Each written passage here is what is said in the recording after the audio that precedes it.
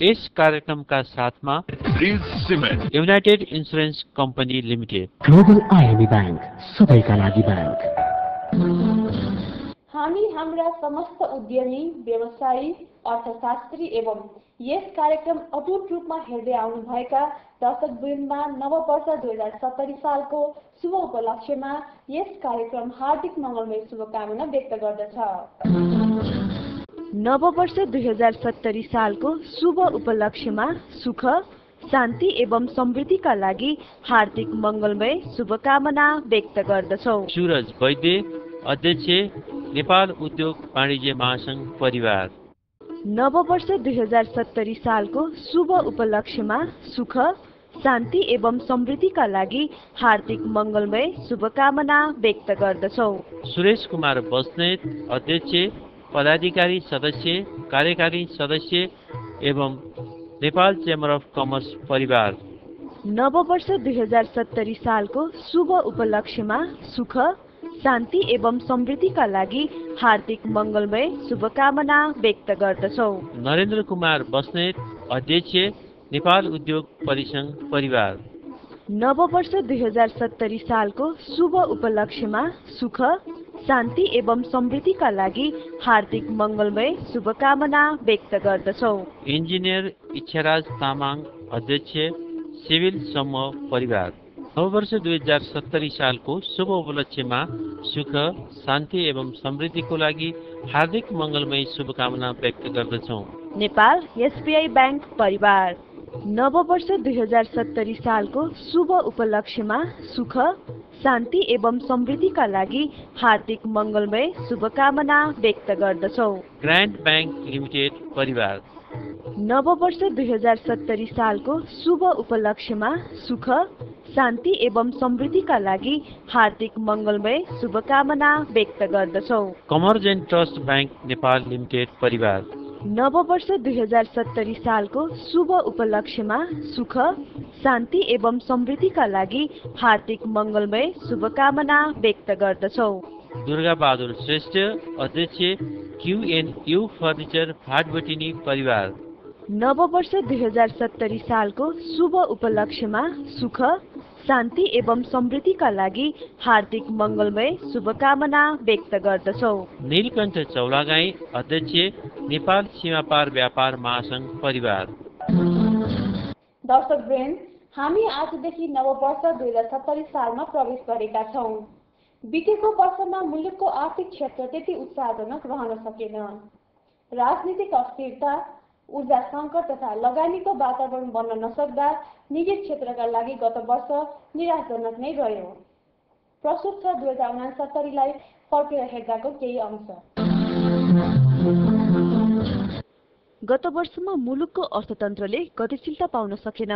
पूर्ण आकारको बजेट समयमा नआउनु, मनसुनमा ढिलाइ, शोधनान्तर बचतमा कमी, बढ्दो व्यापार घाटा, रेमिट्यान्सको आप्रवाहको वृद्धि दरमा कमी लगायतका कारणले चालु आर्थिक वर्षको कुल गृहस्थ उत्पादनमा संकुचन आउने प्रश्न देखिन्छ। यस्तै संविधान सभाले संविधान दिन सकेन भने संविधान सभा समेत विघटन भयो। संविधान सभा विघटनपछि एकीकृत नेकपा माओवादीको नेतृत्वमा सरकार सञ्चालनमा रह्यो। यता सहमतीय सरकार गठनमा समस्या देखिएको कारण प्रधान न्यायाधीश खिलराज रेग्मीको नेतृत्वमा 11 सदस्यीय अन्तरिम चुनावी मन्त्री परिषद गठन भयो। यसरी गठन गरिएको सरकारले पुनः संविधान सभाको चुनाव गराउने जिम्मेवारी सम्हालेको छ। गत वर्षमा बजेट अध्यादेश मार्फत 2 पटक र पूर्ण आकारको सरकार मार्फत 1 पटक गरी कुल 3 पटक जारी भयो। गत वर्षको असार श्रावणतिर नेपाली रुपैयाँ अमेरिकी डलरको तुलनामा हालसम्मकै कमजोर भएपछि भारत बाहेक तेस्रो मुलुकबाट आयातित वस्तुको मूल्यमा चाप बढ्न गयो, जसका कारण व्यापार घाटा उच्च नै रहन पुग्यो। सरकारले व्यापार घाटा हुनुको प्रमुख कारण सुन र विलासिताका वस्तुहरूको बढ्दो आयातलाई मानेको छ। यस्तै समीक्षा अवधिमा 518 कम्पनीहरू नक्कली भ्याट बिल प्रकरणको अनुगमनमा परे। आन्तरिक राजस्व विभागले करको दायरा फराकिलो पार्न र आम मानिसमा कर सम्बन्धी चेतना फैलाउन 5 वर्षे रणनीति प्रस्तुत गर्यो। गत सालको सुरुवातमा पेट्रोल, डिजेल, मट्टितेल प्रति लिटर क्रमशः 115 र 85 रुपैयाँ रहेको थियो भने खाना पकाउने ग्यासको प्रति सिलिन्डर 1500 रुपैयाँ थियो। यस्तै वर्षको अन्त्यसम्म पेट्रोल 123 रुपैयाँ, डिजेल र मट्टी तेल 49 रुपैयाँ र ग्यास प्रति सिलिन्डर 1470 रुपैयाँ पुग्यो। सरकारले पेट्रोलियम पदार्थको आयातका लागि निजी क्षेत्रलाई सहभागी गराउने निर्णय गर्न सकेन। वाणिज्य विभागले गत वर्षमा दैनिक उपभोग्य वस्तुहरूको अधिकतम बजार मूल्य तोकेको थियो। यसरी सरकारले अधिकतम मूल्य तोक्दा उपभोक्ताहरूलाई राहत मिले पनि खुल्ला बजार अर्थतन्त्रमा भने सरकारको हस्तक्षेप बढेको निजी क्षेत्रका व्यवसायीहरूको धारणा रहेको छ। अमेरिकाको फोर्ब्स म्यागजिनले नेपालका उद्योगपति विनोद चौधरीलाई अर्बपतिको सूचीमा राख्यो। उक्त सूचीमा पर्ने चौधरी पहिलो नेपाली हुन्। सरकारले गत वर्षमा जलविद्युत परियोजना निर्माणका लागि विभिन्न कम्पनीहरूसँग सम्झौता पत्रमा हस्ताक्षर गरेको छ, जसबाट मुलुकमा विद्यमान ऊर्जा संकटलाई केही भए पनि राहत हुने कार्य गरियो। धेरै विवादमा आएको 750 मेगावाट क्षमताको पश्चिम सेती जलविद्युत परियोजनाका निर्माणका लागि अन्तमा चाइनिज कम्पनी 3 गर्जेसलाई दिइयो। यस्तै सरकारले भारतको सातलज जलविद्युत निगमलाई 900 मेगावाट क्षमताको अरुण तेस्रो जलविद्युत परियोजना निर्माणका लागि सम्झौता पत्रमा हस्ताक्षर गर्यो। यता विद्युत प्राधिकरणले विद्युत महसुल 20%ले बढायो। साथै हालको लोड सेडिङले केही राहत दिन 80 मेगावाटको थर्मल प्लान्ट निर्माणका लागि टेन्डर आह्वान गरिए पनि विवाद हुन पुग्यो। सरकारले लोड सेडिङ न्यूनीकरणका लागि गत वर्षमा गरिएका पहलहरू सराहनीय रहे। वर्ष 2069 को अन्त्यमा प्राधिकरणले दैनिक 10 घण्टा विद्युत कटौती गरेको छ।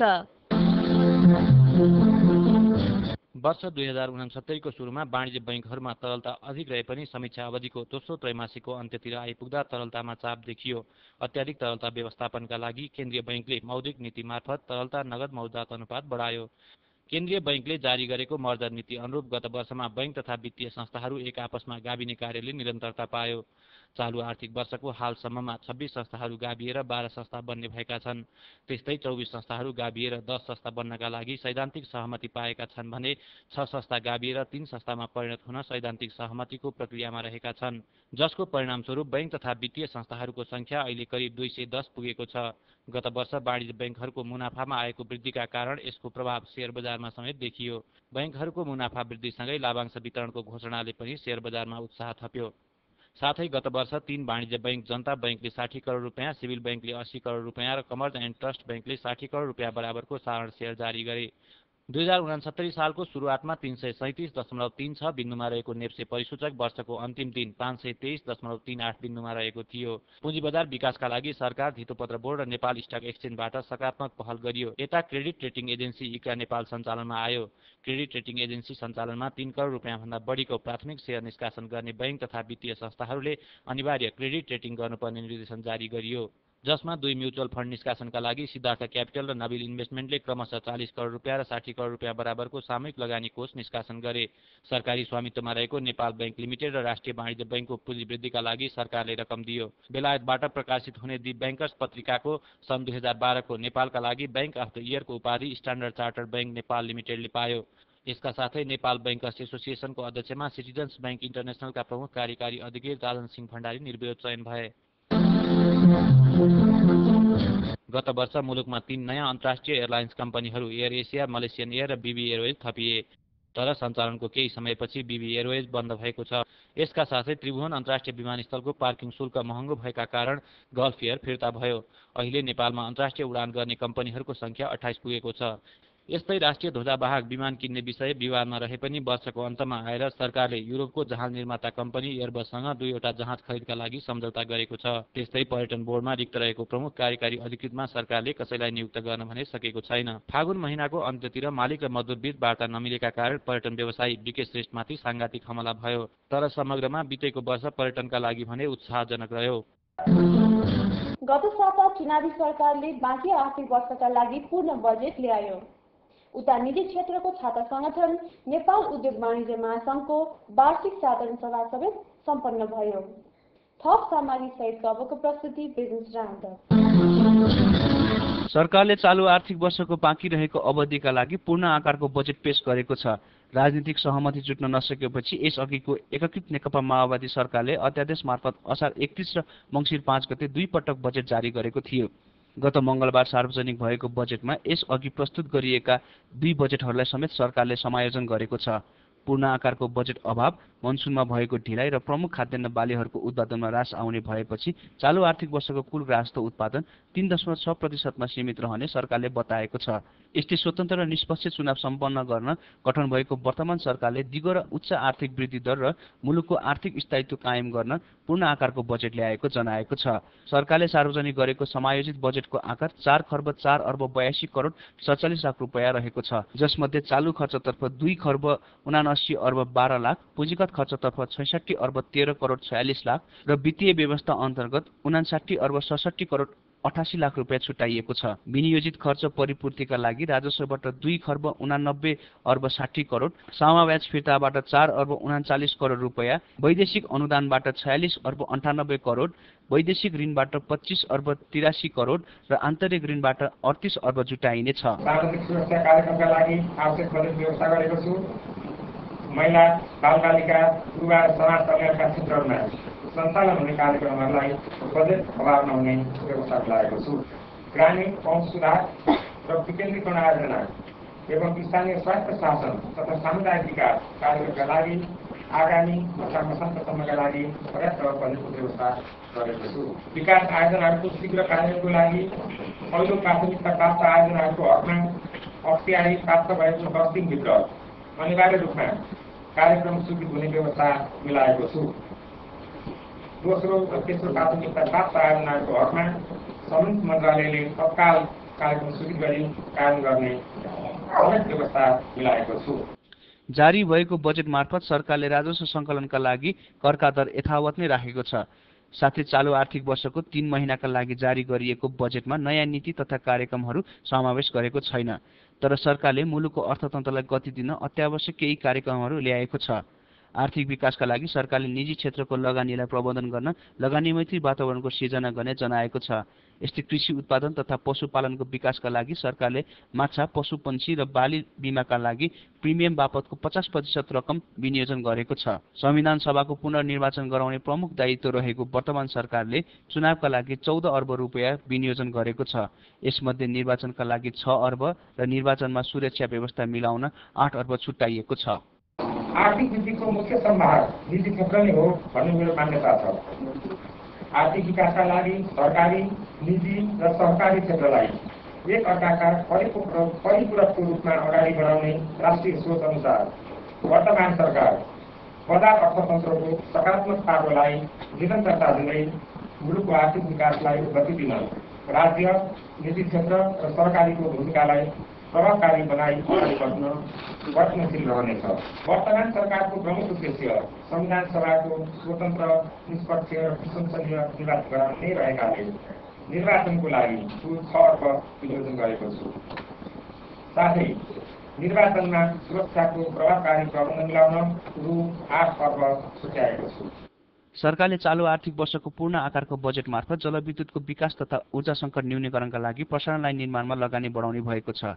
सरकारले निर्यात प्रवर्धनका लागि तुलनात्मक र प्रतिस्पर्धी वस्तुहरूको पहिचान गरी यस्ता वस्तुहरूको विकास, विस्तार, बजारीकरण लगायतमा जोड दिएको छ।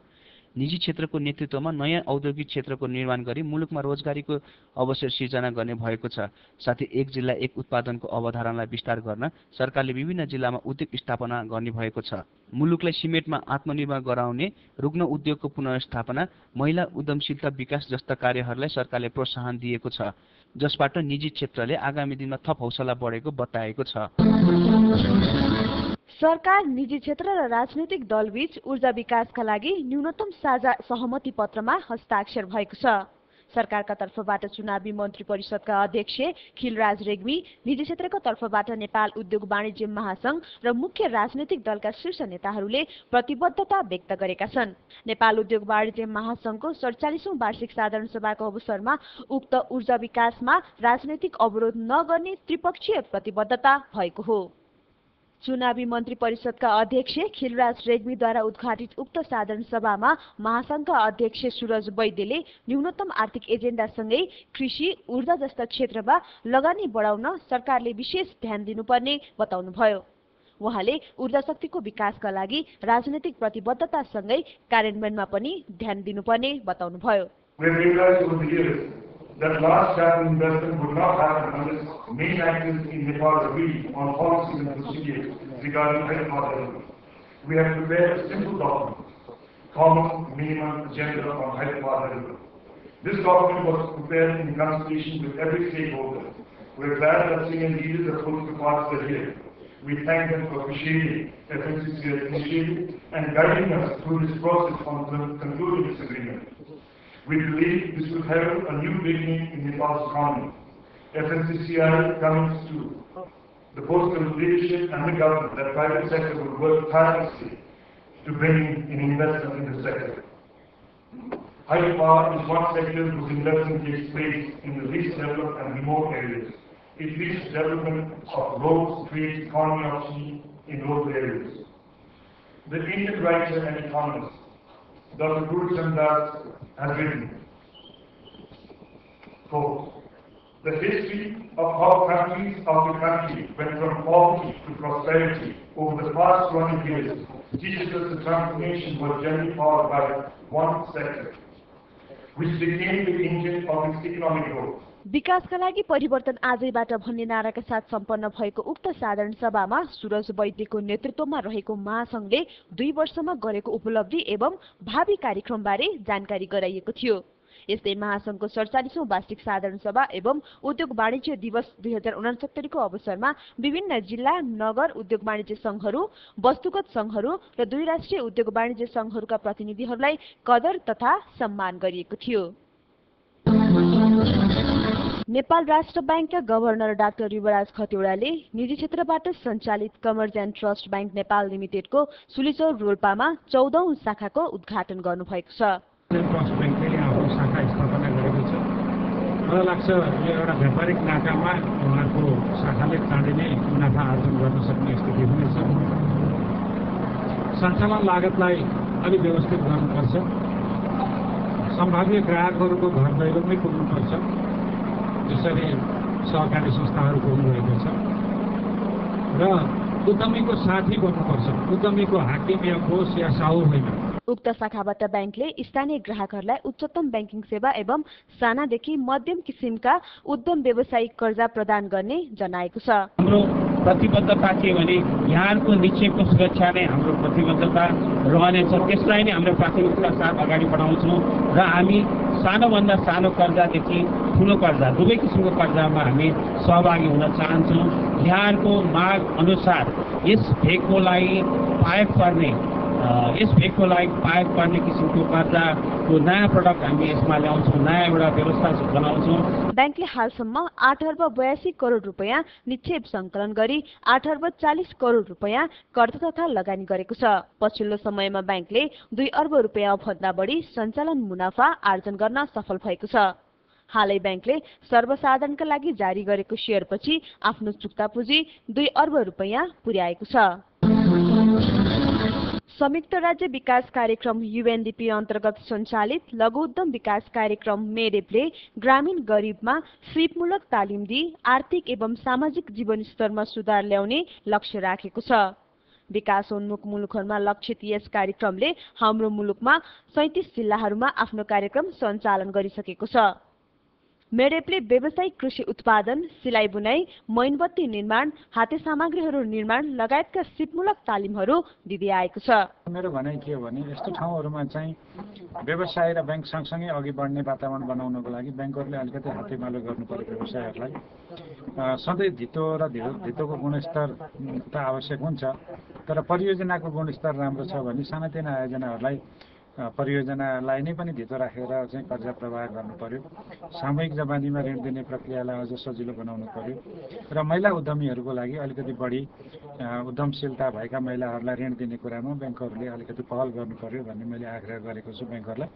र त्यसको लागि यस्तो ठाउँमा बैंक वित्तीय संस्थाहरू अघि बढाउनको लागि केन्द्रीय बैंकले कस्ता थप भूमिका निर्वाह गर्नुपर्ने हुन्छ, जस्तो पुँजी उपलब्ध गराउन, उहाँहरूलाई पुनर्कर्जाका सुविधाहरू भए, अन्य कतिपय कुराहरूमा हामीले पुर्याउने सहयोग पुर्याउन फेरि हामी पनि तयार छौँ भनेर मैले बैंकहरूलाई भनेको छु। यसै क्रममा नेपाल राष्ट्र बैंकका गभर्नर डाक्टर युवराज खतिवड़ाले रोल्पा र त्यहाँका ग्रामीण स्थानमा मेरेपले सञ्चालन गरेको कार्यक्रम र हासिल गरेको उपलब्धिबारे निरीक्षण भ्रमण गर्नुभयो। भ्रमणकी सिलसिलामा गभर्नर खतिवड़ाले स्थानीयमा उद्यमशीलता विकाससँगै वित्तीय पहुँच बढाउन आवश्यक रहेको बताउनुभयो। दुर्गम भनिएका कतिपय जिल्लाहरूमा ब्याङ्किङ पहुँच छ कि छैन, उद्यमशीलता कस्तो छ, उद्यम विकासका सम्भावनाहरू के छन्, उद्यमीहरूले ब्याङ्क वित्तीय संस्थाहरूबाट कस्तो प्रकारले ऋणहरू पाइरहेका छन् कि छैनन् त्यो बुझ्नु थियो र ब्याङ्किङ पहुँच अभिवृद्धि गर्नको लागि कस्तो पूर्वाधारहरू छन् त्यो कुराहरू बुझ्नु थियो। मैले सोचेभन्दा बढी सम्भावना र सोचेभन्दा बढी पूर्वाधारहरू तयार भएको मैले पाएँ रोल्पालाई। अनि रोल्पाली जनताले देख्ने सम्भावना हो, त्यो सम्भावनालाई अघि बढाइदिने काम चाहिँ हाम्रो हो। अब यहाँ चाहिँ अब रोल्पाका सम्भावनाहरू मलाई भनिरहनु भएको छ। यहाँका उद्यमीहरूले खास गरिकन अल्लोको उत्पादनको सम्भावनाहरू, त्यसै गएर अन्य कतिपय जडीबुटीको सम्भावनाहरू, कृषिजन्य उत्पादनहरूको सम्भावनाहरू, धेरै सम्भावनाहरूको कुरा गरिरहनु भएको छ। तर त्यसलाई व्यावसायिक रूपमा अलिक ठुलो स्केलमा उत्पादन गर्ने कुराहरूमा चाहिँ पुँजी, थप प्रविधि र केही न केही हदसम्म अलिकति जोखिम लिन सक्ने उद्यमशीलताको खाँचो मैले देखेँ। नेपाल लेखामान बोर्डले आगामी जुलाईदेखि अन्तर्राष्ट्रिय लेखामान प्रणाली IFRS लागू गर्ने पुनः घोषणा गरेको छ।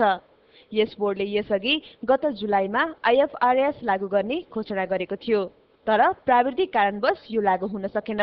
बहुराष्ट्रिय कम्पनीको लेखा र लेखा परीक्षणमा IFRS को प्रावधान पालना हुनै पर्ने गरी बोर्डले अन्तर्राष्ट्रिय लेखामान लागू गर्न लागेको नेपाल आर्थिक पत्रकार समाज सेजनद्वारा राजधानीमा आयोजित कार्यक्रममा बताइएको छ। यसका लागि विश्व ब्याङ्कले बोर्डलाई 3 करोड रुपैयाँ सहयोग गरेको बताइएको छ। लेखा राख्ने र लेखा परीक्षण विधिबारे नियमनकारी निकाय बोर्डले लेखा राख्दा र लेखा परीक्षण गर्दा अपनाउनु पर्ने कार्यविधिहरू बनाउने गर्दछ। बोर्डले हालसम्म 32 शीर्षकमा नेपाल लेखामान तयार गरिसकेको छ। यिनै लेखामानको आधारमा अहिले मुलुकमा लेखा परीक्षण हुने गरेको छ। सिभिल बैंक लिमिटेडले 20औं शाखा राजधानीको गङ्गबुमा सञ्चालनमा ल्याएको छ। उक्त शाखाको उद्घाटन बैंकका अध्यक्ष इन्जिनियर इच्छाराज तामाङले गर्नुभयो। अहिले गङ्गबु क्षेत्रमा आवास लगायत व्यावसायिक गतिविधि बढ्दै गएकोले उक्त क्षेत्रमा शाखा विस्तार गरिएको बैंकले जनाएको छ। बैंकले फास्ट ट्र्याक नामक नयाँ सेवाबाट साना तथा मझौला उद्यमीका लागि 1 करोड रुपियाँसम्मको कर्जा प्रवाह गर्दै आएको छ। साथै आगामी दिनमा बैंकले लघु वित्तीय सेवा दिने पनि बताइएको छ। इन्फ्रास्ट्रक्चर डेभलपमेन्ट बैंक लिमिटेडले विराटनगरको रङ्गेली रोडमा 15औं शाखा विस्तार गरेको छ। उक्त शाखाको उद्घाटन बैंकका सञ्चालक द्वय इमानसिंह लामा र शम्भु अधिकारी तथा मोरङ व्यापार संघका अध्यक्ष अविनाश बोहराले संयुक्त रूपमा गर्नुभयो। यस्तै बैंकले हाल 7 स्थानमा एटीएम जडान गरी सो सेवा दिएको छ।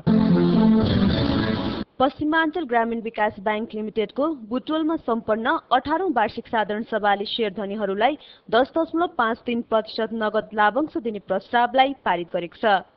यस बैंकले चालू आर्थिक वर्षको दोस्रो त्रैमासिकसम्ममा 1 करोड 62 लाख रुपैयाँ खुद मुनाफा आर्जन गरेको छ। समीक्षा अवधिमा बैंकले 31 करोड 55 लाख रुपैयाँ निक्षेप संकलन गरी 11 करोड 51 लाख रुपैयाँ लगानी गरेको छ। यस बैंकको वार्षिक साधारण सभा र 18औं वार्षिक साधारण सभा र 19औं वार्षिक हामीले एकसाथ गरिरहेका छौँ। विगत वर्षहरूमा भएको नाफाको सञ्चितबाट 10.5% चाहिँ हामीले लाभांश नगद लाभांश शेयरधनीहरूलाई वितरण गर्ने साधारण सभामा पारित भइसकेको छ र आगामी दिनहरूमा पनि नवीकरणीय ऊर्जा र यो युथहरूलाई जाने कार्यक्रमहरू दिएर भर्खर चाहिँ विदेश जान रोक्ने अथवा विदेशमा दुःख आएकाहरूलाई पनि कर्जा कार्यक्रम दिएर आयकर गराउने त्यस्ता कार्यक्रमहरू पनि हामीले नयाँ कार्यक्रम राखेका छौँ। बैंकको पश्चिमाञ्चल विकास क्षेत्रका तराई र पहाडी 13 जिल्लाहरूमा 39 शाखा कार्यालयहरू सञ्चालनमा रहेका छन्। बैंकिङ पहुँच नपुगेको ग्रामीण गरिब विशेष गरी महिलाहरूमा विभिन्न वित्तीय सेवा बैंकले दिँदै आएको छ। उद्यमशीलता विकास गाउँमा र रोजगार वृद्धि गर्ने हिसाबले विशेष गरी महिला र पिछडिएका वर्ग र जनजाति मधेसी पिछडा वर्ग यस्तोलाई चाहिँ कार्यक्रमहरू दिएर आयकर वृद्धि गराउने मान्छेले हामी लागिरहेको छ। र यस सन्दर्भमा अहिले हामीसँग 60,000 सदस्यहरू छन्। त्यसमा 90-95% महिलाहरू हुनुहुन्छ कार्यक्रममा सहभागी र हामीले त्यस्तो यो एउटा गरिब हाउसहोल्डहरूबाट लिएर समूह नगरेर समूह दायित्वको आधारमा बिना धितो कर्जाहरू प्रदान गरेर यसरी नै अगाडि बढाउन लाग्छौँ र कर्जाहरूको शासनले मात्रै सबै सर्वपक्षीय विकास चाहिँ नहुने भएको हुनाले हामीले क्रेडिट प्लस कार्यक्रम विभिन्न लाइन एजेन्सीहरू छ, गभर्मेन्ट छ, नेपाल राष्ट्र ब्याङ्क छ, अनुरोध गरेर विभिन्न चाहिँ प्राविधिक पक्षका कुराहरूलाई पनि अगाडि बढाएर उनीहरूको total life of quality of life वृद्धि गर्ने भन्ने हिसाबले अहिले पश्चिम अगाडि बढाइरहेको छ। पश्चिमाञ्चल ग्रामीण विकास ब्याङ्क अन्य 4वटा ग्रामीण विकास ब्याङ्कसँग मर्ज भई राष्ट्रिय स्तरको विकास ब्याङ्कको रूपमा सञ्चालनमा आउने प्रक्रियामा अघि बढेको छ। नववर्ष 2070 सालको शुभ उपलक्ष्यमा सुख, शान्ति एवं समृद्धिका लागि हार्दिक मङ्गलमय शुभकामना व्यक्त गर्दछौ। सूरज वैद्य, अध्यक्ष, नेपाल उद्योग वाणिज्य महासंघ परिवार। नववर्ष 2070 सालको शुभ उपलक्ष्यमा सुख, शान्ति एवं समृद्धिका लागि हार्दिक मङ्गलमय शुभकामना व्यक्त गर्दछौ। सुरेश कुमार बस्नेत, अध्यक्ष, पदाधिकारी सदस्य, कार्यकारी सदस्य एवं नेपाल चेम्बर अफ कमर्स परिवार। नववर्ष 2070 सालको शुभ उपलक्ष्यमा सुख, शान्ति एवं समृद्धिका लागि हार्दिक मङ्गलमय शुभकामना व्यक्त गर्दछौ। नरेन्द्र कुमार बस्नेत, अध्यक्ष, नेपाल उद्योग परिसंघ परिवार।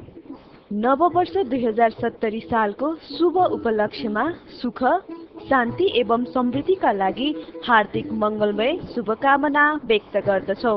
इन्जिनियर इच्छाराज तामाङ, अध्यक्ष, सिभिल समूह परिवार। नववर्ष 2070 सालको शुभ उपलक्ष्यमा सुख, शान्ति एवं समृद्धिको लागि हार्दिक मङ्गलमय शुभकामना व्यक्त गर्दछौ। नेपाल एसबीआई ब्याङ्क परिवार। नववर्ष 2070 सालको शुभ उपलक्ष्यमा सुख, शान्ति एवं समृद्धिका लागि हार्दिक मङ्गलमय शुभकामना व्यक्त गर्दछौ। ग्रान्ड ब्याङ्क लिमिटेड परिवार। नववर्ष 2070 सालको शुभ उपलक्ष्यमा सुख, शान्ति एवं समृद्धिका लागि हार्दिक मङ्गलमय शुभकामना व्यक्त गर्दछौ। कमर्जेन्ट ट्रस्ट ब्याङ्क नेपाल लिमिटेड परिवार। नववर्ष 2070 सालको शुभ उपलक्ष्यमा सुख, शान्ति एवं समृद्धिका लागि हार्दिक मङ्गलमय शुभकामना व्यक्त गर्दछौ। दुर्गा बहादुर श्रेष्ठ, अध्यक्ष, क्युएनयू फर्निचर फाटबुटिनी परिवार।